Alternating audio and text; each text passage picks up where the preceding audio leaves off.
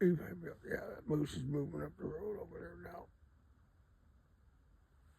That's as close as I can zoom it in right there. And we got something coming up behind us, it looks like. Jake's over here winning something.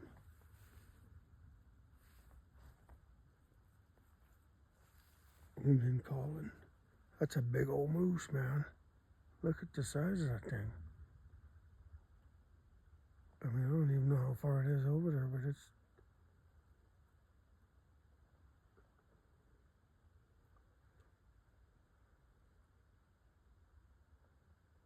that's a good sized moose.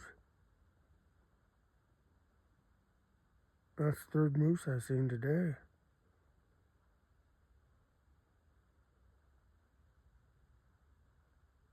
Seen two in the field this morning, and they